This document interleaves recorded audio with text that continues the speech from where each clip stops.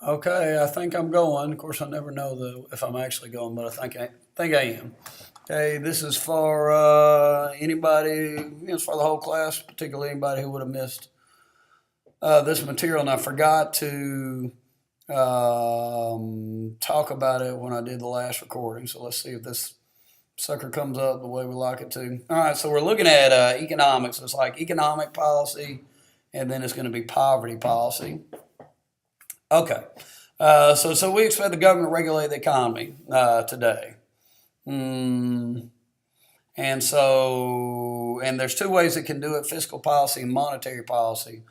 Fiscal policy is the way it's always done it, or traditionally had done it since the time of the New Deal. Roosevelt's always our turning point in government class, and the point at which the government was expected to regulate the economy was with the Depression and the New Deal. So what fiscal policy does is it uses taxing and spending to regulate the economy. Okay, Republicans traditionally want the government to do nothing. They believe that you've got this natural business cycle. Let's go up here for a second and see if it. Yeah, look at that. I think you have this on here, but Article 1, Section 8 talks about. So I'm backing up. I guess I'm backing up. Says Congress has certain powers. There they are right there, economic powers. The president has certain powers. So you want to take a look at that. Pause it for a second if you want to.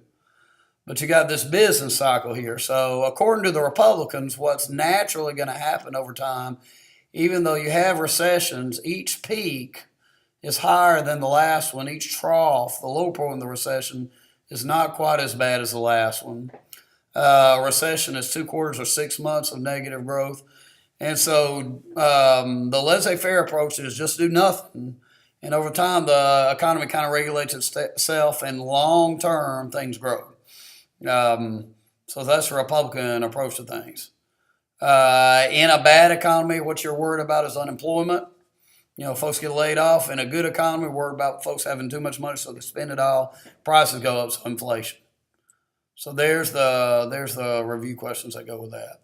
All right, so now I'm back down to where I was. Republicans want the government to kind of leave business alone. Along comes this fella Keynes during the Depression. He's Roosevelt's economic advisors, and what he says is, in a recession, you got to get more money in people's pockets. So you're thinking about rich people and poor people. So for rich people, they're paying a lot of taxes, cut their taxes. They'll have more money, they spend money. Businesses do better. Businesses hire people. Folks get more money, they spend, and that money just keeps moving through the economy, and the economy grows. For poor people, so our senior citizens, you increase spending. I'm sorry, and the result of that is, somebody gets more than their Social Security check, they spend money, that money works its way through the economy grows. So what you got to do is you got to get more money out there. The rich people, poor people, doesn't matter who. Of course, the problem of that is, you think about it, if your tax revenue's going down, if your tax revenue's going down while you're spending more, well, that creates a deficit. So Keynes says during a bad economy, you do deficit spending, and then you make up for it when things get better. You can raise taxes because you're worried about people having too much money, cut spending because you're worried about too much money, and that will balance the budget again. Problem is, that's terrible politics to do the second thing. No politician has ever had any success saying, vote for me, I'll raise taxes and cut your grandparents' Social Security. So that kind of accounts for the deficits that we have. Okay, definition of deficit. Deficit is when the government spends more money than it takes in taxes. And right now we're spending, I believe we looked it up and it said it was $600 billion a year more that we're spending than we're taking in taxes. So you do that a bunch of years in a row, which we've done ever since the start of the W. Bush years. Those deficits build up, and so you have debt, and then you add interest to it. So that makes the debt even bigger. All right, Reagan had this theory called supply side economics, that if you lowered taxes, folks would, the economy would boom so much that people would move up in income brackets. And that way, even by lowering taxes, you'd increase tax revenues, you wouldn't have a deficit. Now, he did have a boom, but he also had a big deficit. So it worked in terms of stimulating the economy the way it tends to when you put more money in people's pockets. But, you had this big tax increase. I'm sorry, big deficit increase under Reagan. Okay, there's your questions. I'm going to pause. Okay, next we got monetary policy. Monetary policy kind of works outside of politics because, look, these folks on the Federal Reserve, they got 14-year terms. So they're not quite Supreme Court judges, but they're pretty close. And it's a one-year deal, and it's split between Democrats and Republicans. And so, the idea is to keep it away from political pressure. And it controls the money supply. It's another way for controlling the money supply, but it does it without politics, is the theory. Okay, so again, in a recession, you want more money out there so that people start spending, businesses do better, and to hire folks. In a boom, you want less money in order to prevent inflation. So you've got three tools that the Fed uses. We always hear about the Fed raising or lowering interest rates. Really what it does is raise or lowers the discount rate, which is the money that the Federal Reserve loans to banks. And then the banks will then raise or lower their interest rates based on the discount rate. Treasury bills is the people buying treasury bills from the government. They're basically lending money to the government, or the government could buy it back. Or you can raise or reserve the reserve requirement, which is how much money the bank has to keep in it. For example, if our class of 20 people all put $1,000 in the bank, so that'd be $20,000. Generally speaking, the reserve requirement is about 10%. So the bank would have to keep $2,000, but it could invest the rest. Okay, so let's look at how they use these tools. All right, and so it goes buy low. In a recession, and buy low is kind of like it's like a dollar kind of store. So you go to buy low when times are bad for you. So think recession. All right, so you buy treasury bills. Think about it. If the government is buying treasury bills back from people who have loaned money to the government, that means people are getting money. And then you lower the discount rate, you lower the reserve requirement. In a recession, you're just using these tools to get more money to folks. In a boom, you do the opposite. So sell high. So you buy low, sell high. All right. In a boom, things are going good. It's high, so you sell. So you sell treasury bills to folks. That means folks are giving money to the government. You raise the discount rate, harder to get loans to buy houses and cars. Those are the big ticket items that we spend a lot of money on. So when interest rates are higher, it's harder to buy houses and cars. Harder to buy houses and cars, the economy doesn't do very well. Also, you raise the reserve requirement, the amount of money that the bank's got to keep in it. The 2008 financial crisis, the chairman of the Fed was this fellow, Ben Bernanke, and he gets pretty high marks for the way he handled it. He lowered all the interest rates and reserve requirements very low to help us get out of the recession. All right, there they are. I'll hush. You pause it. And here we go. Okay, the next thing. The budget. We're looking at the budget now, and very little of it is discretionary. So, for example, we can choose how much money we want to spend on the military, and we can choose how much money we want to spend on the environment or education. But a good bit over half of the budget is automatic spending. Automatic spending is mandatory because it involves entitlements. And an entitlement program is something that you automatically get. When I turn 65, I automatically get Social Security and Medicare. If I got fired and I was living below the poverty line, I would automatically get Medicaid. And so the amount of spending so that's automatic. It automatically gets spent, so it's very, very difficult to cut. So the amount we spend on it just based on how many people qualify. So with so many people qualifying for so many senior citizens today because of the baby boomers, we're spending a lot on Social Security and Medicare. Okay. That's a big deal. You're going to see that on the test. So we'll make sure that we study that. If you want to look at the other things that are discretionary, health, international affairs, education, transportation, all that is discretionary, mandatory, Social Security, Medicare, Medicaid. Okay. Let's see, the OMB. So when we're making the budget, the OMB goes to departments and takes budget requests for discretionary programs. And then it makes a recommendation to the president. Remember, the OMB stands for Office of Management and Budget, so its job is to help the president with the budget. So there's basically the Trump priorities. What else do we want to say about the OMB? Always optimistic, so O in OMB stands for optimistic. And so then the president submits a budget. It's a 2-year process, I believe. Okay, and then on the congressional side, House committees will authorize programs. So in other words, they're just saying we're still going to have a military budget. We're still going to have an EPA. I sent you like a little text message. If you were talking about going to Panama City for spring break, well, your parents authorize you to go. So that's fine. But the big thing, maybe the bigger, more important consideration is how much money do they give you?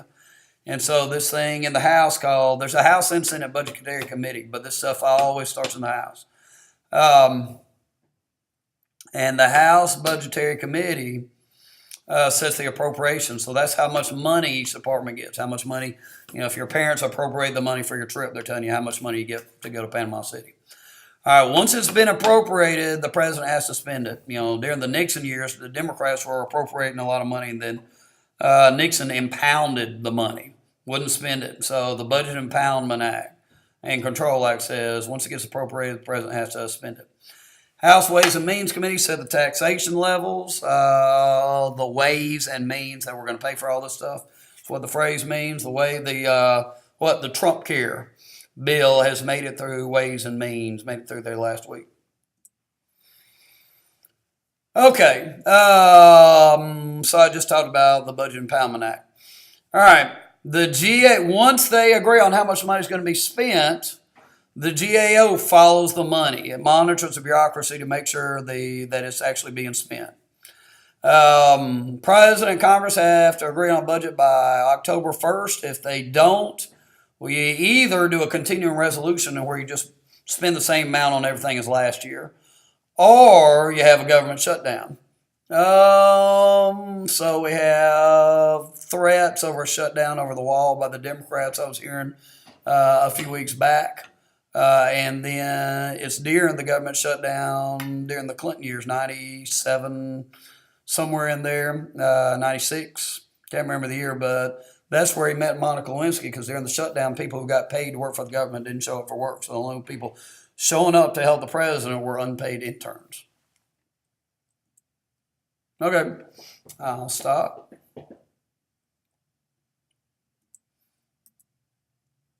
Oh. Hey, there's that. Okay, so we've got that. Very good. Okay, I'll print that out, and that'll be that quiz that some of you need. Jacob, don't look too long. Yeah, so if you still got to take that quiz, don't look too long on that. But I was sitting there going, I didn't know where that thing was the other day when somebody asked for it. All right, taxation. All right, there's different types of taxes. We have a progressive tax system in the United States ever since the progressive era. Wilson's the guy that did it. And generally speaking, the more money that you make, the higher percentage you pay in taxes. Regressive taxation is the example of that is sales tax.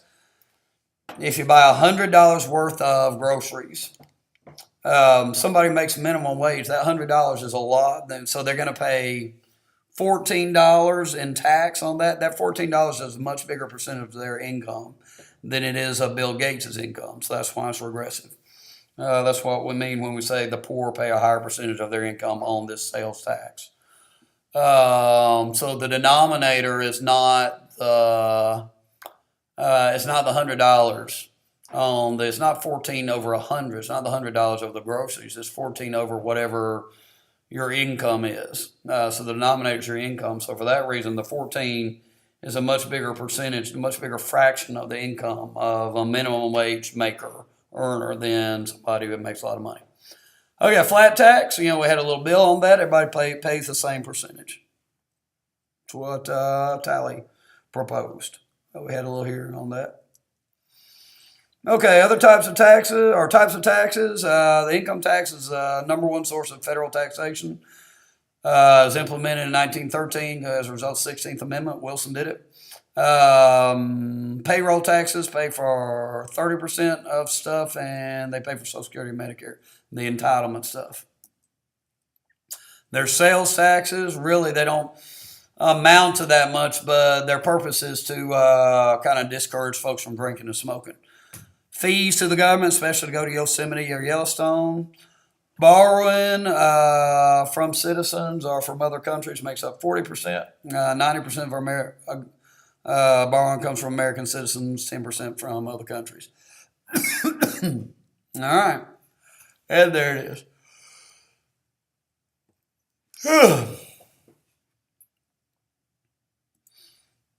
Okay, I think we already did that. I'm working my way down looking for some... did that.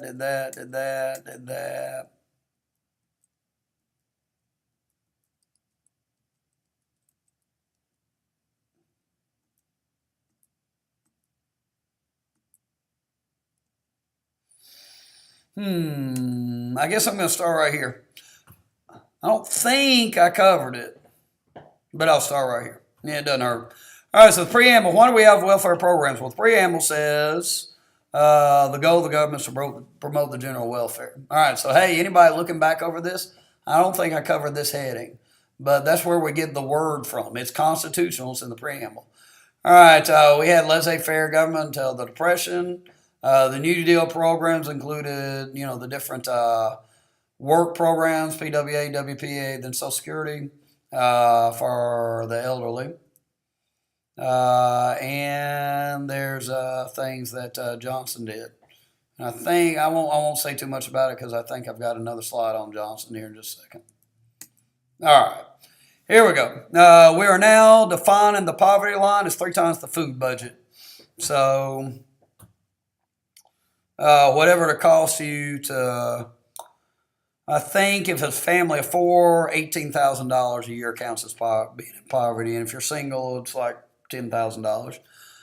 We have the highest poverty rate among industrialized nations. I'm attempting to go right down the middle in my political explanation of this. Why? Number one, we do less. So there's the liberal explanation. We spend less money than other countries do. They spend more money, therefore they have less poverty. The conservative explanation is the breakdown of the family. In single parent, female homes are 5 times as likely to be impoverished. So we got LeBron James and his mom, and we admire his mom for raising him successfully because she beat the odds. But the odds are when you're a single parent, it's going to be tougher on your kids.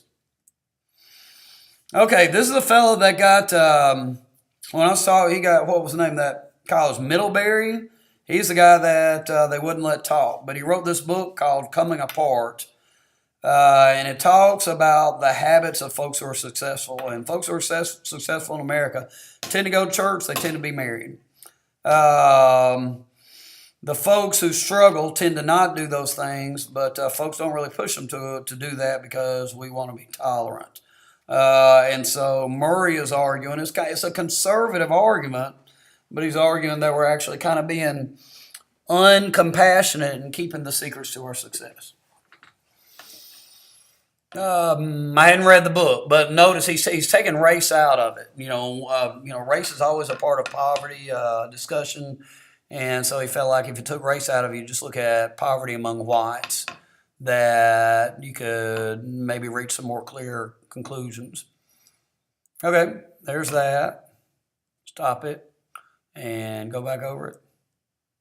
Okay, and then, so here we go. Here we got the history of anti-poverty legislation. So the New Deal times. Social Security is the biggest lingering New Deal program. It's got 4 parts.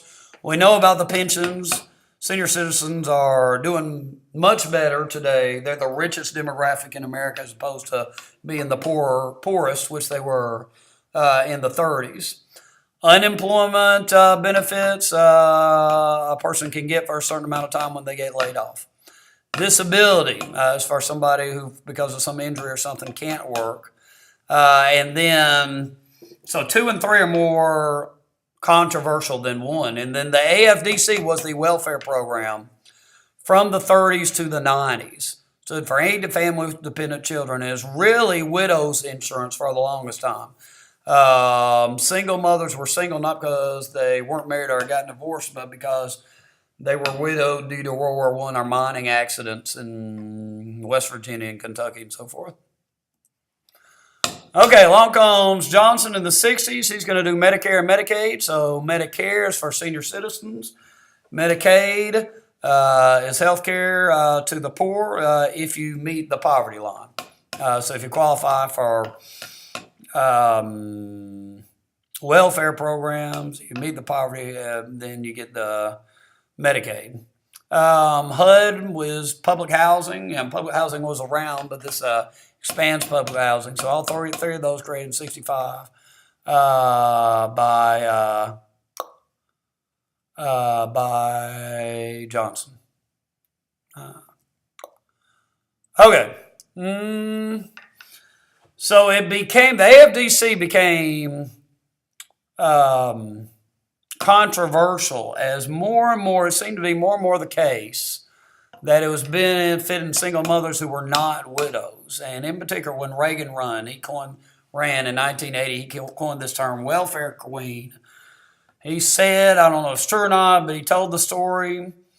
I think we have a vocabulary word, apocryphal. A story is apocryphal if it may be true, but it may not.